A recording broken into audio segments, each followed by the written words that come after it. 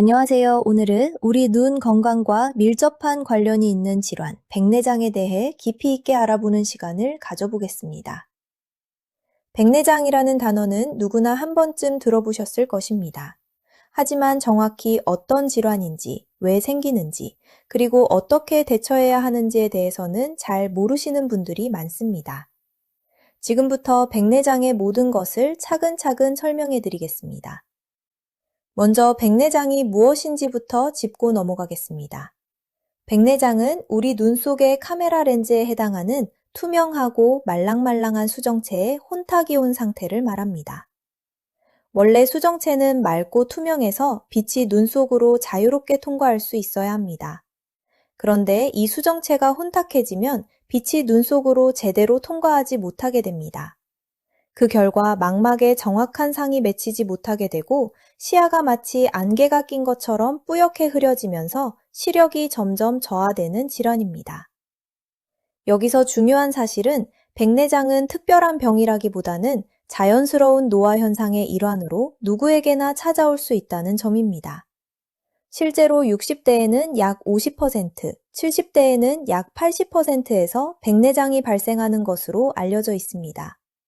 즉, 나이가 들면서 거의 대부분의 사람들이 경험하게 되는 매우 흔한 눈 질환이라고 할 수 있습니다. 그렇다면 백내장이 생기면 구체적으로 어떤 증상이 나타나는지 살펴보겠습니다. 가장 먼저 느끼게 되는 증상은 시야가 안개가 낀 것 같이 뿌옇고 침침해지는 것입니다. 특히 멀리 있는 사물이 불분명하게 보이기 시작합니다. 또한 사물이 이중으로 겹쳐 보이거나 뒤틀려 보이는 복시 증상이 나타날 수도 있습니다. 흥미로운 점은 노안이 있던 분들이 돋보기를 쓰지 않고도 갑자기 가까운 글씨가 잘 보이게 되는 현상이 나타날 수 있다는 것입니다. 이것은 좋은 신호가 아니라 오히려 백내장의 증상일 수 있습니다. 그 이유는 수정체의 굴절력이 증가하면서 근시가 유발되기 때문입니다. 그래서 갑자기 노안이 좋아진 것 같은 느낌을 받으신다면 오히려 안과 검진을 받아보셔야 합니다. 또한 백내장의 특징적인 증상 중 하나는 어두운 곳보다 오히려 밝은 곳에서 시력이 더 떨어진다는 점입니다. 그리고 빛에 대한 눈부심, 즉 빛번짐 현상이 심해집니다. 이 외에도 파란색을 잘 보지 못하거나 전체적으로 색상이 탁하게 보일 수 있으며 병이 심하게 진행되면 밖에서 볼 때도 동공이 하얗거나 노랗게 변한 것을 관찰할 수 있습니다. 이러한 증상들은 하루아침에 갑자기 나타나는 것이 아니라 서서히 진행되며 만약 방치할 경우 실명에 이를 수 있다는 점에서 각별한 주의가 필요합니다. 다만 다행스럽게도 백내장은 통증을 동반하지 않기 때문에 통증이 없다고 해서 안심하지 마시고 시력 변화에 관심을 가지고 살펴보시는 것이 중요합니다. 이번에는 백내장이 생기는 원인에 대해 자세히 알아보겠습니다. 가장 주된 원인은 역시 나이, 즉 노화입니다. 시간이 지나면서 수정체를 구성하는 단백질이 퇴화되고 그 과정에서 황갈색 색소가 축적되면서 수정체가 점점 불투명해지는 것입니다. 하지만 노화만이 유일한 원인은 아닙니다. 외상도 중요한 원인 중 하나입니다. 눈 주변에 둔기로 인한 외상이나 관통상 또는 감정과 같은 정기적 부상을 입게 되면 수정체가 붓고 하얗게 변할 수 있습니다. 전신질환 역시 백내장 발생에 큰 영향을 미칩니다. 특히 당뇨병이나 고혈압과 같은 질환은 백내장을 가속화시키는 것으로 알려져 있습니다. 특히 당뇨 환자는 전체 백내장 수술 환자의 10% 이상을 차지할 정도로 흔하며 진행 속도 또한 일반인보다 훨씬 빠르다는 특징이 있습니다.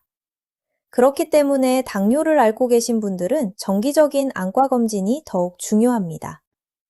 약물이나 기호식품도 백내장의 원인이 될 수 있습니다.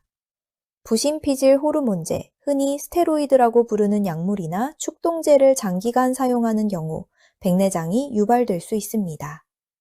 그리고 흡연은 백내장 발생 빈도를 2배에서 3배까지 높이는 것으로 나타났습니다.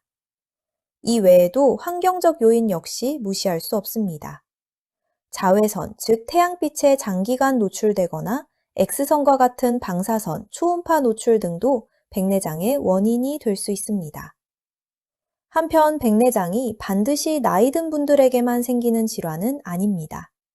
선천성 및 유전학적 요인으로 인해 어린 나이에도 백내장이 발병할 수 있습니다. 다운 증후군이나 파타우 증후군과 같은 염색체 이상, 비늘증과 같은 피부병, 그리고 풍진이나 톡소포자충증과 같은 감염성 질환으로 인해서도 백내장이 나타날 수 있습니다. 또한 요즘 젊은 층은에서는 영양결핍이나 디지털 기기의 과다 사용으로 인한 눈의 피로 누적이 수정체의 노화를 앞당길 수 있다는 점도 알아두셔야 합니다. 그렇다면 이러한 백내장을 예방하거나 진행을 늦추기 위해서는 어떻게 해야 할까요?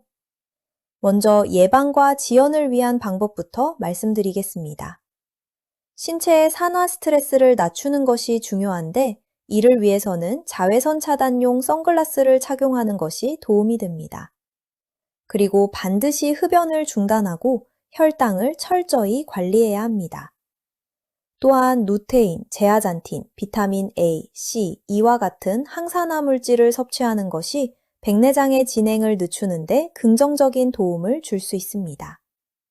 하지만 이러한 예방법들은 어디까지나 진행을 늦추는데 도움을 줄 뿐 이미 진행된 백내장을 완전히 되돌릴 수는 없습니다. 초기에는 진행을 억제하는 안약을 사용하기도 하지만 그 효과에는 한계가 있습니다. 결국 궁극적으로는 혼탁해진 수정체를 제거하고 그 자리에 인공 수정체를 삽입하는 수술이 유일한 완치법입니다. 수술 과정에 대해서도 자세히 설명해 드리겠습니다. 백내장 수술은 대부분 국소마취로 진행되며 수정체 유압법이라는 방법을 사용합니다. 이는 초음파를 이용해 기존의 혼탁해진 수정체를 잘게 부순 뒤 흡입하고 그 자리에 인공 수정체를 삽입하는 방식입니다. 최근에는 칼 대신 fem토초 레이저를 사용하는 수술 방식도 널리 쓰이고 있는데, 이 방법은 수술의 정밀도를 높이고 합병증 위험을 크게 낮출 수 있다는 장점이 있습니다. 인공 수정체에도 여러 종류가 있습니다. 먼저 단초점 렌즈는 원거리나 근거리 중 한 곳에만 초점을 맞추는 렌즈입니다. 이 렌즈를 사용하면 수술 후에도 안경이나 돋보기가 필요할 수 있습니다. 다음으로 다초점 렌즈는 원거리, 중간거리, 근거리를 모두 볼 수 있도록 해주어 안경에 대한 의존도를 낮춰줍니다. 다만 들어오는 빛을 나누어 사용하기 때문에 야간에 빛 번짐 현상이 발생할 수 있습니다. 그러나 이러한 불편함은 뇌의 신경가소성, 즉 적응하는 능력을 통해 시간이 지나면서 점차 줄어드는 것으로 알려져 있습니다. 마지막으로 연속 초점 렌즈는 원거리부터 60에서 70cm 정도의 중간거리까지 자연스럽고 선명하게 볼 수 있도록 해주는 렌즈입니다. 이러한 렌즈들은 개인의 눈 상태와 라이프 스타일에 따라 담당 의사와 충분히 상담한 후 결정하셔야 합니다. 특히 당뇨성 백내장의 경우에는 일반 백내장보다 수술이 까다롭다는 점을 알아두셔야 합니다.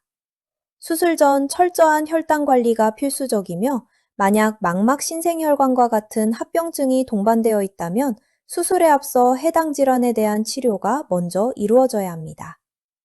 수술 후 관리도 매우 중요합니다. 수술 후 첫 일주일 동안은 낮에는 보호안경을, 밤에는 수면용 보호대를 착용해야 합니다. 세안이나 샴푸를 할 때는 눈에 물이 들어가지 않도록 각별히 주의해야 하며 음주는 2주간 피해야 합니다. 또한 처방받은 항생제와 소염제 안약을 정해진 시간에 맞춰 꾸준히 점안하는 것이 중요합니다. 수술 후 합병증에 대해서도 알아두시면 좋겠습니다. 비교적 흔하게 나타나는 합병증으로는 수술 후 몇 달이나 몇 년이 지난 뒤 렌즈 뒤쪽의 막이 혼탁해지는 후발 백내장, 다른 말로 후낭혼탁이 있습니다. 하지만 이는 병원에 내원하여 간단한 레이저 시술로 뚫어주면 즉시 시력이 회복되는 비교적 간단한 문제입니다. 다만 드물게 망막박리나 안구내염과 같은 감염이 발생할 수 있으므로 수술 후 갑작스러운 시력 저하나 통증이 생긴다면 지체하지 말고 즉시 병원에 내원하셔야 합니다. 지금까지 백내장에 대해 자세히 알아보았습니다. 내용을 정리해 드리겠습니다. 백내장은 노화와 함께 누구에게나 찾아올 수 있는 매우 자연스러운 과정입니다. 노화 외에도 외상, 전신질환, 약물, 흡연, 자외선과 같은 환경적 요인, 그리고 선천적 요인 등 다양한 원인이 존재합니다. 하지만 정기적인 안과 검진과 자외선 차단, 금연과 같은 건강한 생활 습관을 통해 그 진행을 늦출 수 있습니다. 그리고 무엇보다 다행스러운 것은 수술적 치료법과 인공수정체 기술이 비약적으로 발전하면서 높은 안전성과 확실한 시력 회복을 기대할 수 있게 되었다는 점입니다. 만약 일상생활에 불편함을 느끼기 시작하셨다면 주저하지 마시고 안과 의사와 상담하여 자신에게 맞는 수술 방법과 인공수정체를 선택하시기를 권장합니다. 적절한 시기에 이루어지는 치료와 철저한 사후 관리를 통해 다시금 밝고 선명한 시야를 되찾으실 수 있습니다.